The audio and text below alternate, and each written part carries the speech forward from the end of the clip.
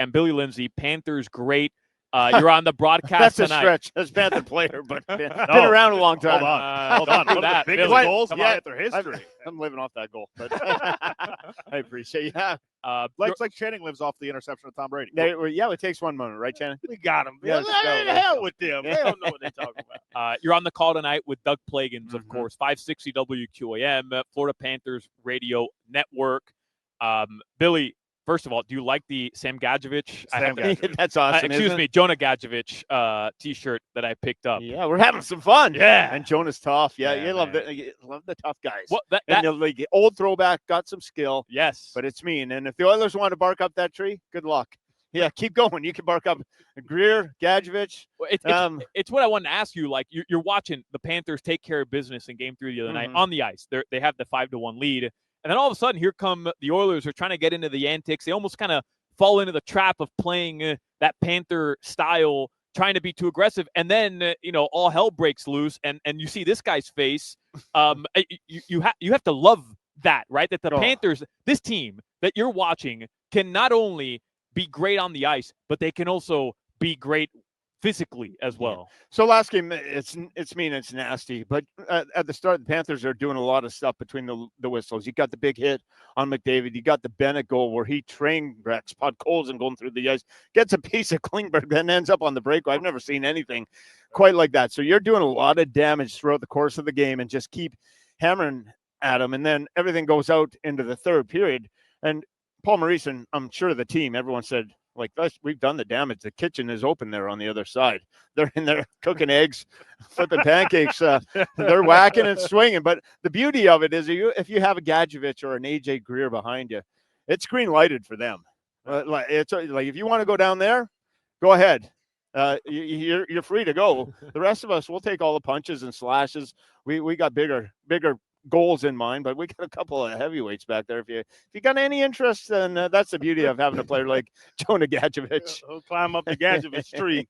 That tree is something you shouldn't go up. But with that, because in that third period, it was almost frustration. It seemed like it just got out of hand with the Oilers hitting people. Kane hit a guy in the face with the stick and all, so it was just out of control. But as the coach is Knobloch, does he make a concerted effort to tell, listen, we can't go down there with them. We're a speed hockey team. Let's do what got us here, because that's, to your point, we don't want to go in that kitchen. Let's go in the living room or go outdoors where we'll have a little more success. Yeah. Well, the third period, I take that kind of out of the whole context of the game. Everything blows up. They're frustrated. Where Chris Knobloch and this team has to be able to get better at, and what they're really good at, is speed and transition and through the whistles. Once it starts to carry over and you're getting a little bit feisty and a little bit nasty, now you're inviting the Panthers into the party here. Let's get going.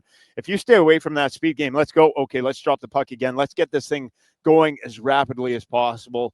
McDavid fly, and we saw it in the first couple of games. We were good in sections, but we also saw that pushback from Edmonton when it can get going and it can get heated. So game 3 didn't go their way. I would expect much more from McDavid, Draisaitl, and the Oilers, just to push, play between the whistles, get away from all the shenanigans, and let's get after it as a hockey club and prove we're down one game. That's it. 6-1, 3-2. It doesn't matter how you lost. You're down one game in a series. But from the Panthers' perspective, you were up 3 last year. So you have that mantra in the dressing room. If we got them on the hook, don't let them off. This team will come back. They're too good. So you have that remembrance from last year. Maybe the best thing that can happen to you if you're in this situation and you have a big win like that, don't let it affect how you play. You're going to have to come out and forget everything that happened. And it's a new moment. It's a new game. Momentum starts at the end of the game, but starts right from the drop of the puck this evening. Billy, I asked this to John Allers when we had him on earlier. Through 5 games in this building, the last 2 Stanley Cups, the Oilers have only scored twice at 5-on-5. And I'm curious, from your perspective, what have the Panthers done to limit them in those 5-on-5 situations? I feel like we've said it ad nauseum. The Panthers are probably the best 5-on-5 team in the National Hockey League. But to hold that Edmonton Oilers team to just 2 5-on-5 goals through 5 games in the Cup Final between the last year and this year, what do you think is the biggest contributing factor to that? Leads. You're in front. You can play your style. So that's part of it. And the nuclear option, I don't know who coined it. That's when they put McDavid and Draisaitl together on the same line, but without Zach Hyman, an important player. And last year in the finals, that wasn't quite as deep of an Edmonton team, but with Hyman out, Ryan Nugent-Hopkins kind of banged up, all of a sudden that nuclear option becomes more prevalent, and they're going to have to go to it. And I'm not worried. If you look at the Panthers' second line, third, fourth line, we got an edge over the Oilers in that type of category. So you got to focus on the big boys, and all of a sudden you have Ekblad and Forsling. They can be out there, no worries. You got Mikla and Seth Jones. They're caught out there, no worries. So you got two pairs of defensemen. You got the Barkov line that you prefer out there against those top two players. But also if it's Marchand, Glendale, Luo-Serinen, Maurice is also fine. So you're loading up 1-2 lines, two sets of defensemen to go against one line. You're able to stay healthier, fresher, that kind of way. That's been a big part of it. We'll see how it continues to play out. But 5-on-5 and the depth of this Panther team, and everyone talked about the depth of the Oilers, we're going to test and see how deep the Edmonton team really can go. It's only been 3 games in this Cup final, but I'm curious who you think the best Panther has been at this point, because you can make the argument for like 5 different guys on this team, whether it's Brad Marchand, Sam Bennett, Sergei Bobrovsky. What a series Nate Schmidt has had. Well, but playoffs. Yeah. You go back at 3 goals in Tampa. Yeah, he's been unbelievable, and I think people thought he was a solid player coming in, but to give them the type of production that, they're trying to replace with Oliver Ekman-Larsson, I think it's been phenomenal. But who in your eyes in this series has been the best player for the Panthers so far? Well, up front, Sam Bennett, and what he continues to do on the road. We've won the most road games of any NHL team in history. So that's a pretty amazing record. Sam Bennett's got 15 of his 20 points away from home. It's kind of staggering what he's been able to do. But that one play, you don't see that in hockey. You don't see someone just train wreck a guy, hit another guy, and take off on a breakaway and scored 14 goals at this time of year. He's built. He at Four Nations, he was a healthy scratch for Team Canada. Crazy. Became one of their most important players in Game 4, or not Game 4, in the U.S. in the gold medal game. I'm getting here wrapped up in the Stanley Cup Finals. The real art here of this Panther team, though, you watch on the ice, and all of a sudden Barkov could be the number 1 line and dominate a game. Then it's Lundell and Marchand and Luo-Serinen that takes over, and then it's you go down to the Tkachuk line and Bennett. They're flying around. Like, how do you combat that as the other coach? So Bennett's at the top of the list. The goal scoring, the numbers that he's been able to prove. Carter Verhaeghe continues to show up. It's hard. The separation is not a lot to what you can see. It's remarkable how consistent the production is across the board. But Bennett's been a big story. And Marchand with the overtime goal earlier in the playoffs, and scoring again when we need it most in game number 2. This guy, to be around, is pure class, and he enjoys the game. We were getting ready to get on the bus. He was going to a bus on the road, and he's just like 37-year-old senior citizen coming through, like he's just running up. He enjoys the game more than anyone I've ever seen, and has a passion for it. We're talking with Billy Lindsay here live from the Amerant Bank Arena. How much are you enjoying this specifically? Because look, we all heard the emotion of the Game 7 call last year when the Panthers won their first Stanley Cup Final. Everybody knows the history of you and this organization going back to the years of yesteryear, which were the great years, and unfortunately, a long time ago. Fortunately, rather, those have been replaced with 3 years of just how much do you love this right now? Like, you're coming here for the Stanley Cup Final. I mean, QAM, we're talking Panthers 24/7. I mean, you're on NHL Network. You're everywhere. How much are you loving this right now? It's a dream outside of actually being part of the games. And what we established in the early 90s, when I got off that plane, I was like, yeah, this is for me. Sunshine. And we had a great organization back then, and a great group of men in the locker room, which just to walk in, and I just felt good in the winter. As going to the rink, it's sunny out, and we got these good guys. We make that magical run, and we kind of plant our flag here in hockey. And I said, it can work down here. And you mentioned all those down years that you have. So it's kind of parallel to life. You're going to struggle.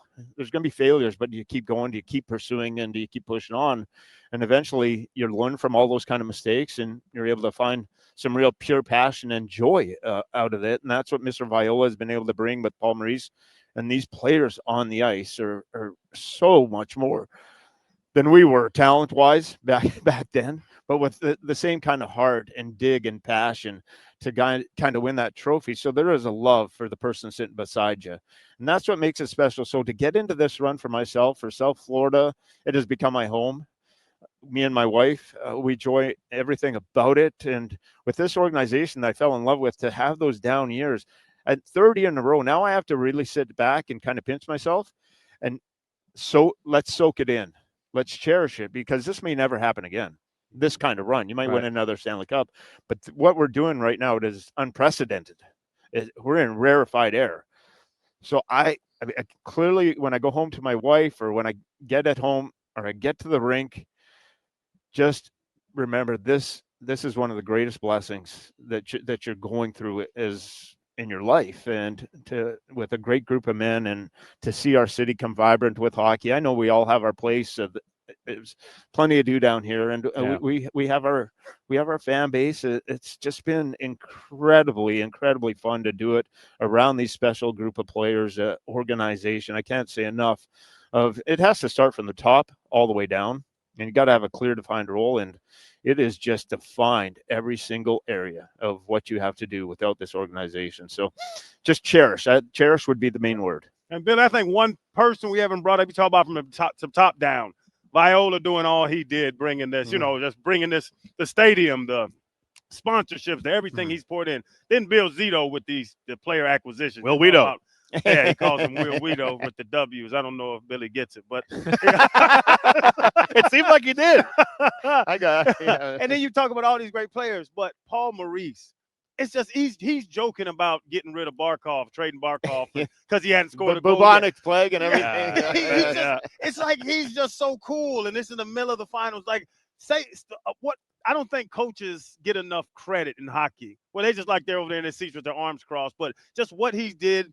How, in the regular season, you actually told us where he's tinkering with roster spots and lines, so he knows what he has out of those guys in the postseason. And now we see this third run to the finals. Like, how much does it mean to have Paul Maurice here after now having his first cup? So there's no pressure on him. He's just still doing his thing. Yeah, so Paul was kind of talking about that today, and he said the first 15, 20, he's been 27 years behind an NHL bench. That's really hard to wrap your head around.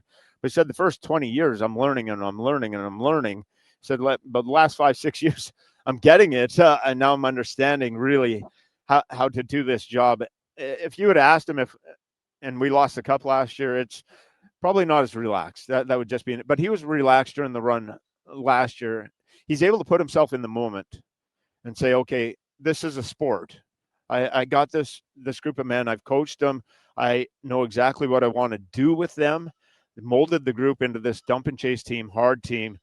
Now there's that insulated dressing room. They can take care of themselves. The power play coach, Jamie Comper, he does his own thing. Paul doesn't step in there. He said in the penalty kill side with Sylvain Lefebvre on the defensive side, he says he hasn't been in a penalty kill meeting in a year and a half.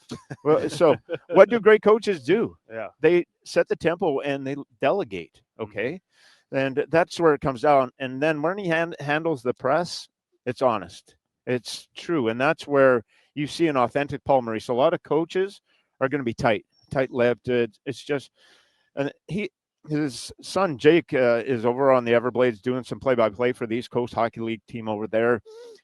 He understands our side of it, so he's going to give it to you, and he's funny, which is great. But not to get lost in all that is he never takes enough credit for what he actually does as a coach. There's a humility behind it, and it's deflected. Whatever I can do to deflect it away from everyone, even in that Barkov interview, let's take some of the pressure off Barkov. Like, okay, let's make a joke about him. Like, so Barky probably sees that and like, okay, no, get some fun. So he's able to coach, but just deflect everything away. And I got my job here. I'll understand it. And after all these years in the league and the Cup final, it's wonderful to watch those post-game interviews. But when the rubber meets the road, Paul Maurice is there for these guys and what they need. And he was the right guy at the right time. Yep. There's absolutely no denying that. Billy, thank you so much for stopping by. We hope tonight's another awesome night, and we could be looking at a closeout game as early as Saturday. have a great broadcast tonight. Yeah, you never know how it'll change, right? Yeah. So it's 3-1 series lead has happened 39 times, 38-1. If you go up 3-1, it's down to 50-50 if it goes 2-2. So there's the meaning of what happens There you tonight. Big So swing. Yeah. Let's go. that's a big swing, and Yeah. that's how important tonight is. Puts it into context. Yes. The importance of tonight's game. Mhm. If you're coming out here, obviously we're gonna have a lot of fun. And if you're not, listen to Doug and Billy on the call tonight on WQAM. Billy, thank you so much. All right, thank you very much.